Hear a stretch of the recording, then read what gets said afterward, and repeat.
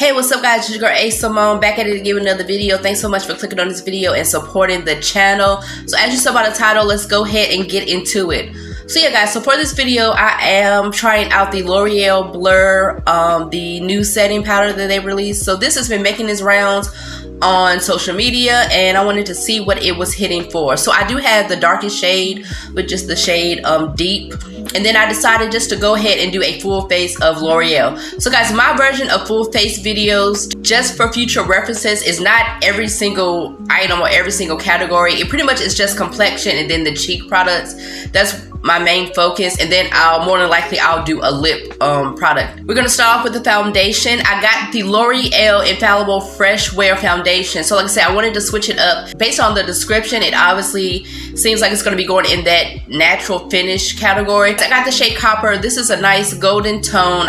You're gonna see me apply it, then you're gonna see it dry down. Now guys, when I do first impressions foundation, I don't put anything on my face. I don't know if you guys can tell on camera, but in my T-zone, in my inner cheek area, you can see the gleam coming off versus the outer cheek. So what I think was happening, and I've heard people talk about this, is that it's snatching onto my texture. So I have, you know, hyperpigmentation and texture on my skin. You can see more of that gleam coming off of the skin in the inner T-zone area. So yeah, so I'm thinking that's what happened, that the foundation is snagging onto the texture of my skin. So then guys, we have the concealer. The L'Oreal Infallible Concealer is a very highly talked about concealer as far as making its rounds, you know, throughout social media. I'm gonna do swatches for you guys. As you guys are gonna see, this concealer is very jumpy. So I really enjoy this concealer based on, you know, what everybody else is saying, how people really love this concealer. I love it, but it's too jumpy for me where I think I might not repurchase it. For me, shade range is a big thing for me,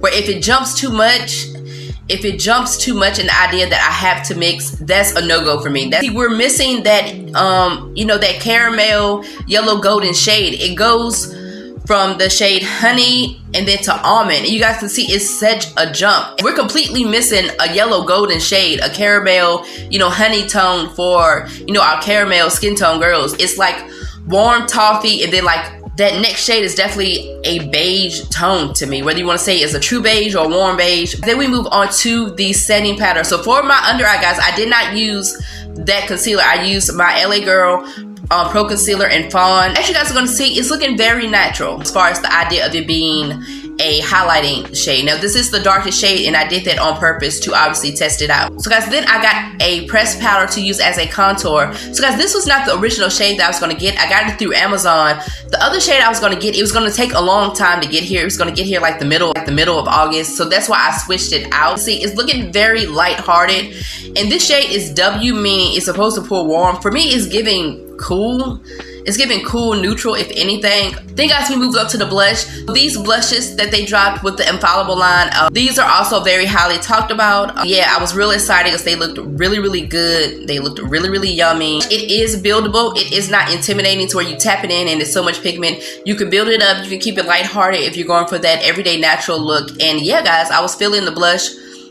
Yeah guys, I was loving this blush. This shade is perfect. So this right here is a definite go-to shade. I can use 100% on its own and get that pretty pink look. Then guys, I did go ahead and get a lipstick. Since I feel like I really couldn't find a good warm nude as far as the glosses, so I just went ahead and switched it up and added lipstick. So the way it looks in the tube, in the name, I feel like it's not how it transferred on the skin at all. So yeah guys, for the final look, I did do flashback. So as you guys are going to see, that Blur powder, the darkest shade, that lipstick is definitely getting a dusty rose. The way they named it and the way it looked, it should have been like, I guess, a cinnamon type of tone. So guys, I did run it back for a round 2 or a day 2 just to retest the products. So guys, for the day 2, what I did was I washed my face and then I added an exfoliator, and I also added a primer. I feel like that made a difference. I feel like you can see the same gleam coming off of the outer portion of my cheek as the inner portion of my cheek. So then guys, I also ran back the loose powder, and then I added a true contour, meaning a contour that actually contours on my skin.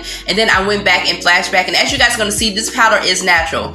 If you are caramel brown toned around my skin tone, yeah, this is not going to highlight you. As far as even the way I see dark skinned people highlight, I don't even think this will be a true highlight for you. As you guys can see on my skin, it it just set me down. It did not highlight or add anything to my skin. It just evened me out. But yeah guys, that is it. I hope you enjoyed this video. I hope it was helpful. Like, subscribe, leave a comment down below, all that good stuff, and I will catch you next time.